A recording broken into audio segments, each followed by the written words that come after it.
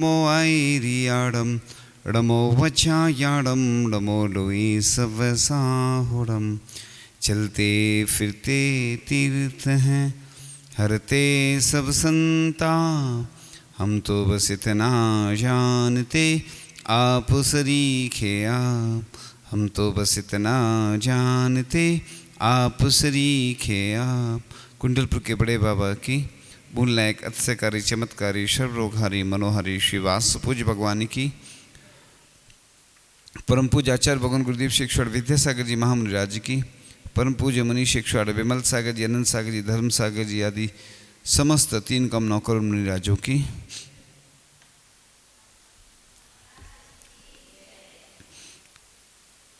प्रसंग चल रहे हैं कि जब रामचंद्र जी का वनवास हुआ, सीता जी भी साथ चलने का आग्रह करने लगी, तो रामचंद्र जी ने उन्हें समझाते हुए कहा था कि तुम जंगलों के कंट का कीर्ण मार्ग पर कैसे चलोगी, तुम्हारे पैर अत्यंत कोमल हैं। सीता जी ने जो जवाब दिया गौर से सुनने लायक है।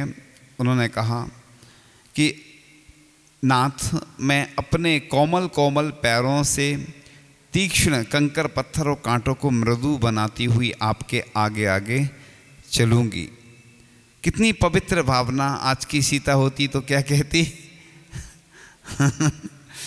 वह तो डाइवोर्स यानी तलाक करने की बात करती। वह किसी वकील के पास जाती और कहती आप तो तरकीब बताओ जिसमें ज़्यादा ज़्यादा पैसे मेरे पास आ जाएं और संबंध विच्छेद हो जाए।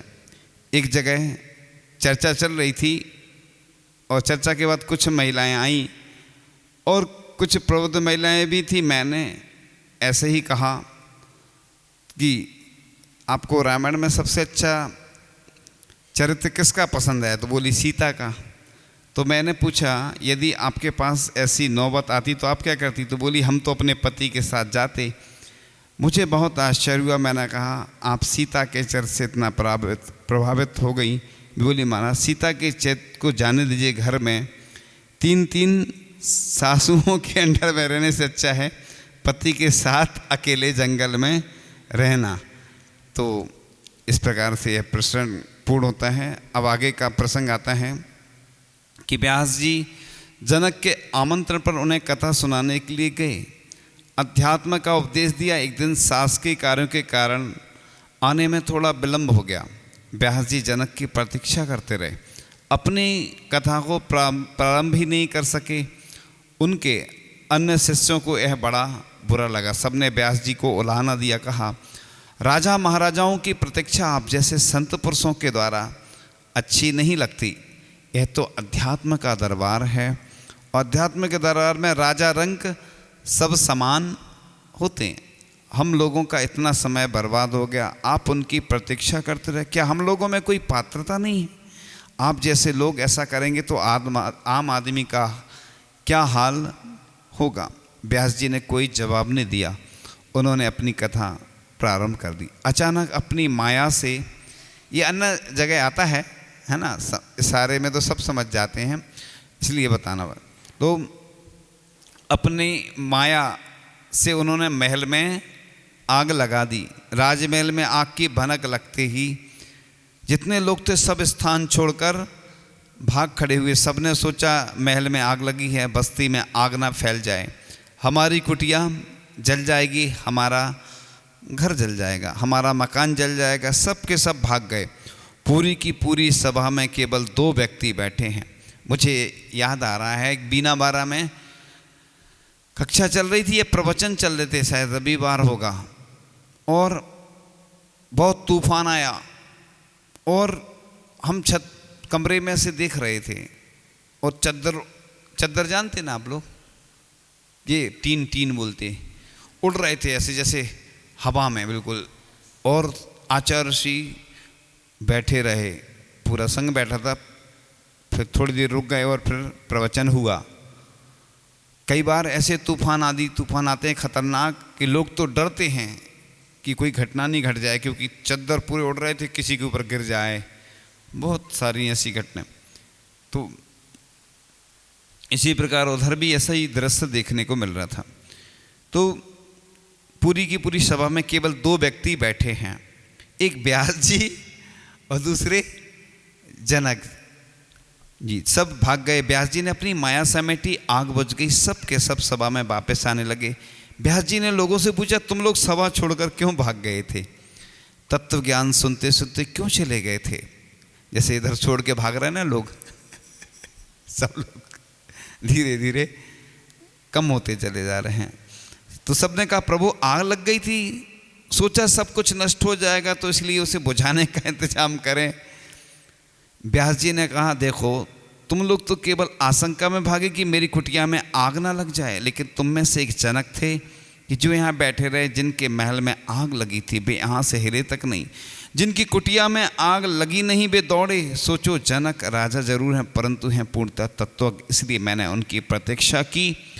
तुम लोगों में अभी वह पात्रता प्रकट नहीं हुई कि तुम्हें ब्रह्म ज्ञान दूं। देखो कई बार हो जाता ना ऐसा, कुछ भी घटना घटती ना, कहते ना जहाज डूबते हैं तो सबसे पहले कौन भागते? जहाज डूबते चूहे भागते, उनको डर लगता है कि जहाज डूबा मेरा क्या होगा। ऐसे ही स्थिति आती है। अब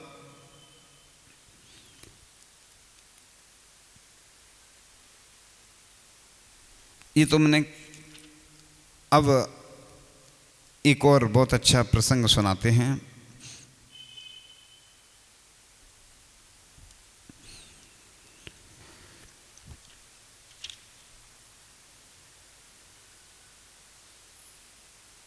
राम रावण का युद्ध समाप्त हो चुका था। श्री राम के दरबार में साधुवाद समारोह चल रहा था।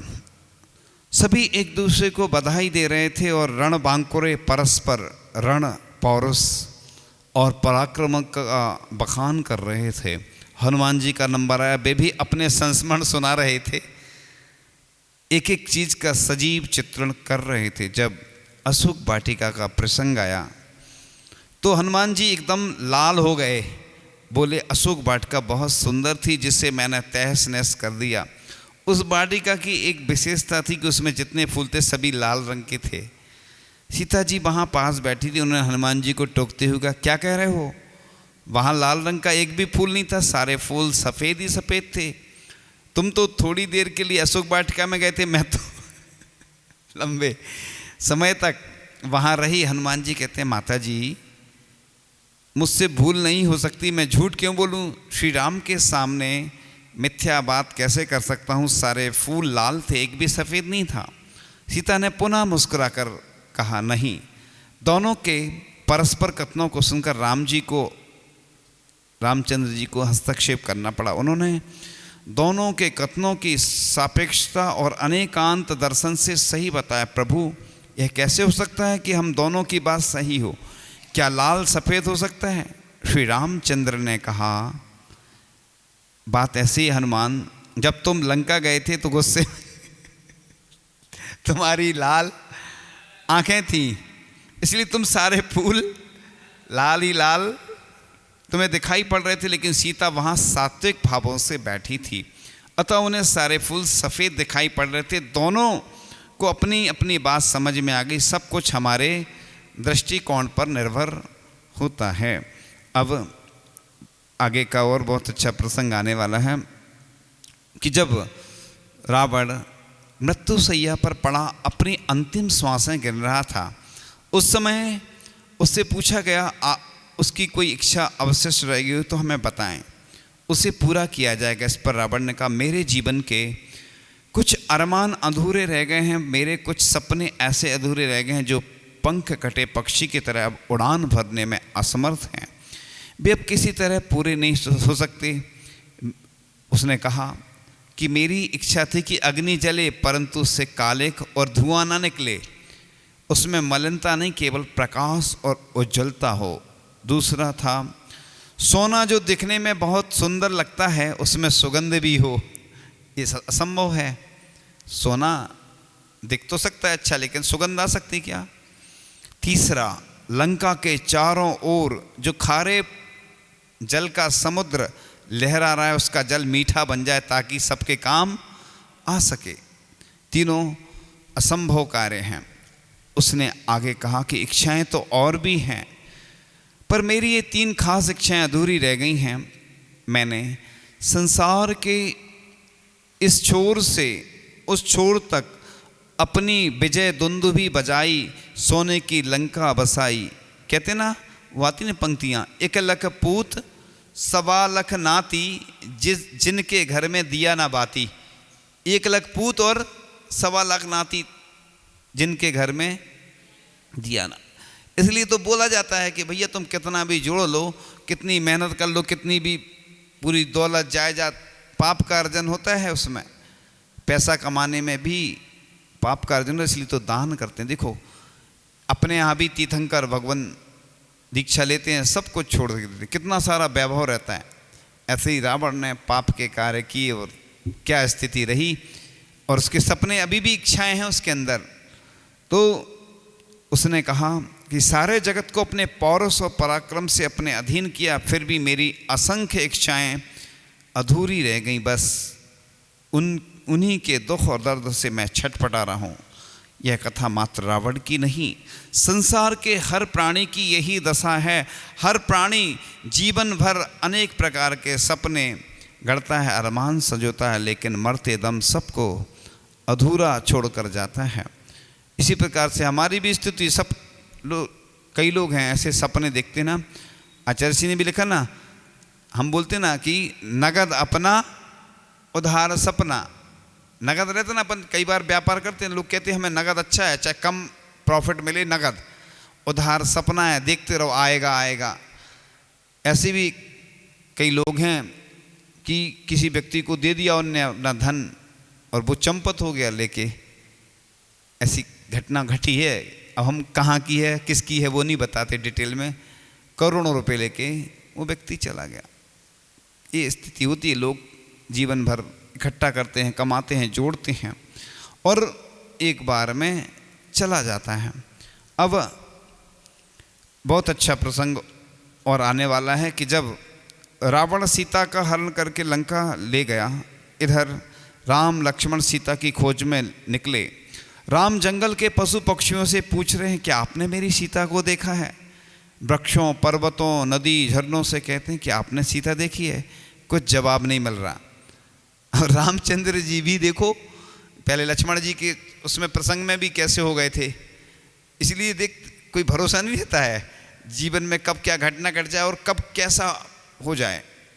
तो आपने कुछ जवाब नहीं मिला। चलते चलते जब मार्ग में एक वस्त्र की पोटली दिखी, राम उसे खोलते हैं। वे लक्ष्मण से कहते हैं, देखो भ्रात, ये आभूषण सीते के हैं, ये हार, ये कंगन, ये बाजूबंद सीते के हैं। लक्ष्मण उन आभूषणों को देखकर कहते हैं, भाई मैं ना ही हार पहचानता हूँ, ना ही कुंडल आदि आभूषण पहचानता हूँ। हाँ, मैं दावे से यह कह सकता हूँ कि बिछिया माता सीता की हैं, क्योंकि प्रतिदिन जब मैं उनकी चरण वंदना करता था तो मेरी दृष्टि इन पर पड़ती थी। कितना आदर से भाभी को माता की तरह पूजा जाता था। आज इसी आर्याव्रत में भाभी देवर के संबंध कैसे हो गए, चिंतनीय है। हो भी क्यों नहीं, जब भाभियाँ स्वयं देवर की शादी में सड़क पर नाचने लगें तो संबंधों में पवित्रता कैसे रहेगी। इसलिए यदि आचरण में पवित्रता लानी होगी तो हमें पुनः उन्हीं आदर्शों पर चलना होगा जो हमारे पूर्वजों के संस्कार थे। और भी बहुत अच्छा एक प्रसंग आ रहा है कि राम सीता लक्ष्मण वन में विहार कर रहे थे।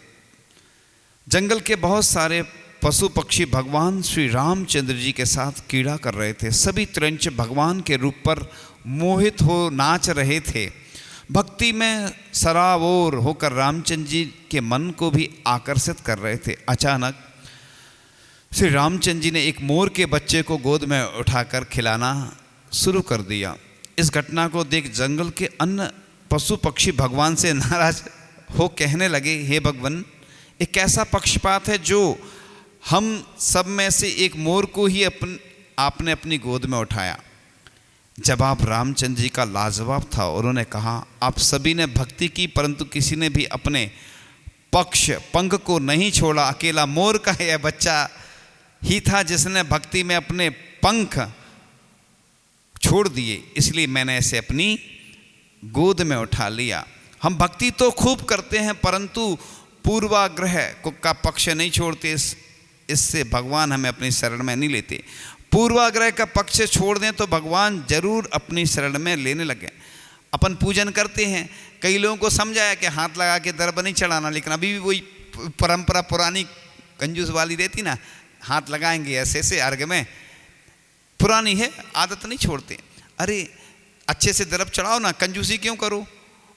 अपन सस्ती दर्भ भगवान को चढ़ाते हैं, घर में भी हमने देखा मंदिर की तरफ ले जाते लोग, अभी भी पुरानी परंपरा। अरे अच्छे से घर में तो सब सामान रखना ही चाहिए अपन को पूजन का। चौके में अगर पूजन कर रहे हैं तो अच्छे से मंदिर की द्रव क्यों ले जाएं, हम क्यों निर्माल्य का दोष लगाएं। अपने घर से ही द्रव लाओ और बची हुई द्रव ले जाओ, सबके ऊपर छिड़को उसको, वो मांगलिक हो जाती है, उसको बोलते हैं शेषाक्षत। जैसे गंदों तक ले जाते हैं ऐसी द्रव घर से लाएंगे और ले जाएं वापस, थोड़ी बहुत पूजन की बची हुई द्रव वो सबके ऊपर थोड़े थोड़े पुष्प क्षेपण कर दो। ये कोई वो नहीं है कोई गलत परंपरा है कि कोई सोचे ये क्या कर रहे हैं, ये आता है शास्त्रों में शेषाक्षत मांगलिक। जैसे कन्या मांगलिक मानी गई है, सरसों के दाने और क्या क्या घोड़ा, ऐसे बहुत सारे शास्त्रों में उदाहरण मिलते हैं, इनको मांगलिक माना गया। पंचकल्याणक महोत्सव होती हैं तो उसमें जिसके दोनों पक्ष के सास ससुर और माता पिता जीवित हों उस महिला को क्या बोलते हैं, सौभाग्यवती।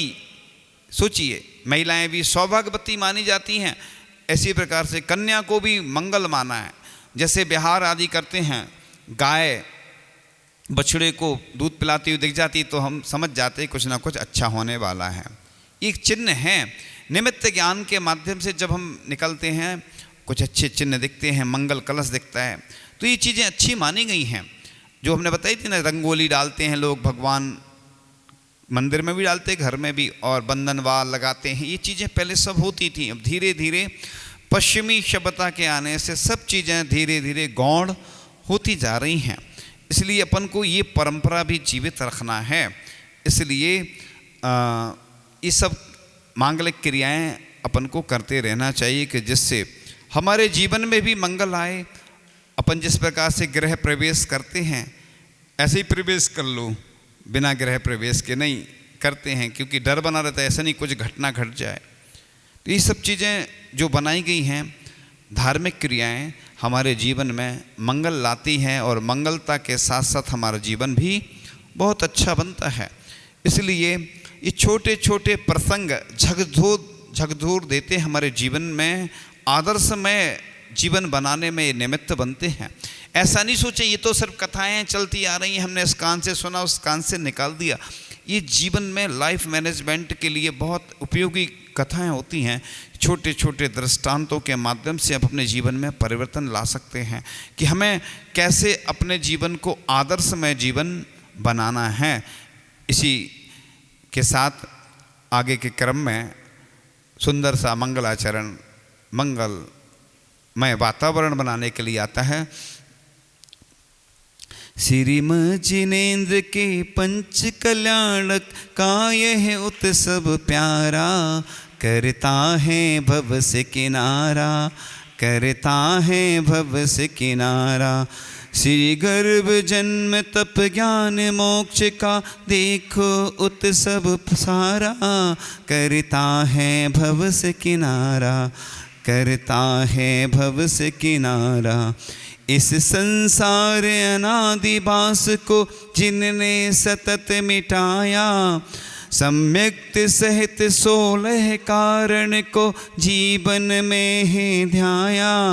अपने समान ही जगत जीवों को मार्ग बताया प्यारा, करता है भव से किनारा, करता है भव से किनारा। हम भूल रहे हैं सिपपत नित ही आकर हमें बताओ, मोक्ष प्राप्त करने वाला सद्ज्ञान नाथ जे जाओ। हम भक्त तुम्हारे शरण में आए, हरो अज्ञान हमारा, करता है भव से किनारा, करता है भव से किनारा। शुभ आशीष यह मिले नाथ हम भी कब अवसर पाएं। संसार वास सब मिटे हमारा आत्म ज्योति जगाएं। नर से नारायण बन करके पाए शिव सुख सारा। करता है भव से किनारा, करता है भव से किनारा। श्रीमद् जिनेन्द्र के पंच कल्याणक का यह उत्सव प्यारा। करता है भव से किनारा, करता है भव से किनारा।